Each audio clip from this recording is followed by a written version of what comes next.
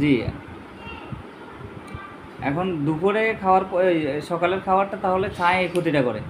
এখন দুপুরের যে খাবারটা একটু রেস্ট নেওয়া ভালো। কেন রেস্ট নেওয়া ভালো? দুপুরে আমরা কাজের ভিতরে থাকি, খাওয়ার সাথে সাথে যদি ওটা ওখানে যায় তাহলে ওই যে মানে খাবারগুলা বেশি লাগাতে হবে, একটু ঘুমিয়ে আসতে পারে এই ধরনের সমস্যা।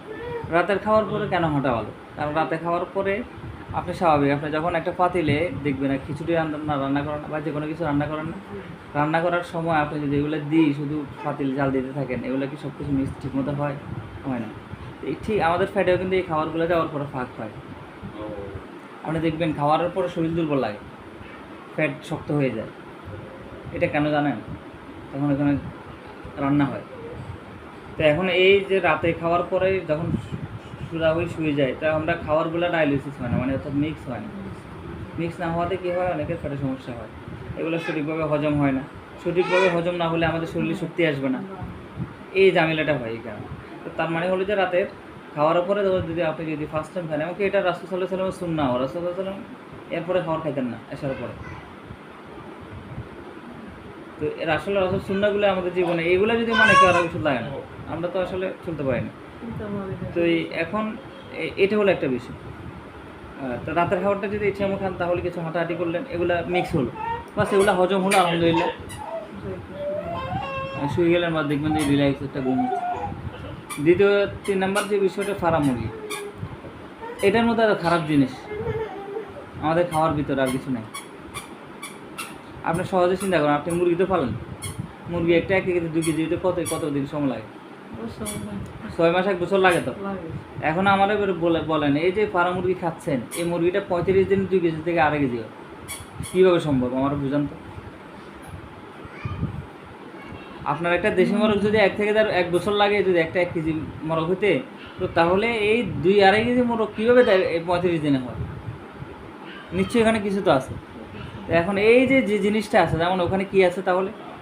ওখানে আছে হলো যে অ্যান্টিবায়োটিক, ওখানে আছে হলো যে ধরেন প্রচুর পরিমাণে প্রোটিন, এরপরে যায় বিভিন্ন ভ্যাকসিন, এগুলা দিয়ে মানে শরীরে ঝাঁঝরা করে ফেলে। এখন এই মুরগির শরীরে যত রকমের কেমিক্যাল ঢুকছে, যত রকমের ওষুধ ঢুকছে, এগুলো আপনি খাচ্ছেন, আপনার শরীরে আসতেছে।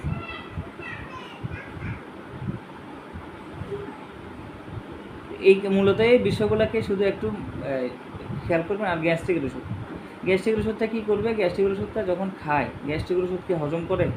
হজম করে না। গ্যাস্ট্রিকের ওষুধ কী করে? গ্যাস্ট্রিকের ওষুধে আপনার অ্যাসিড সিক্রেশন বন্ধ করে দেয়। মানে অর্থাৎ যে জিনিসটা আপনার খাবারটা হজম করে, একটা অ্যাসিড আছে, মানে রান্না করার ধরেন আগুনের মতো, এটা এই অ্যাসিডটাকে সিক্রেশন বন্ধ করে দেয়, তখন আপনার কাছে ভালো লাগে। কারণ অ্যাসিডটা পড়লে পেটের ভিতরে জ্বলে, এটা তো অ্যাসিড। তো যাদের পেটে একটু সমস্যা আছে তাদের সমস্যা হয়, অথবা করে এটা সিক্রেশন বন্ধ করে। আরও অনেক ক্ষতি করে, যেমন এই যে হার্টের সমস্যাটা হয়, এটা এই গ্যাস্ট্রিক ওষুধের কারণে। গ্যাস্ট্রিক ওষুধে ম্যাগনেসিয়াম বন্ধ করে দেয় উৎপাদন, তখন হার্ট দুর্বল হয়ে যায়। তারপরে যে ধরেন ব্যথার ওষুধ, এই যে ব্যথার ওষুধটা আপনার লং টার্ম 4 বছর খাচ্ছেন, একটা সময় কিন্তু আপনার পা ফুলতো না, এখন কিন্তু পা ফুলতেছে। তার মানে হলো যে আপনার ব্যথার ওষুধের কারণে আপনার কিডনিতে সমস্যা অলরেডি দেখা দিচ্ছে।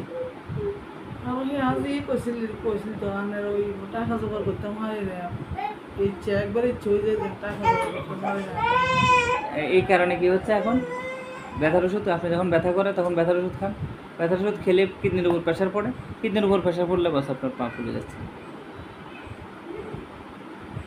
তো মানে আমি যে সমস্যাগুলো, এগুলো সবগুলো আপনাকে বুঝে বলে দিলাম।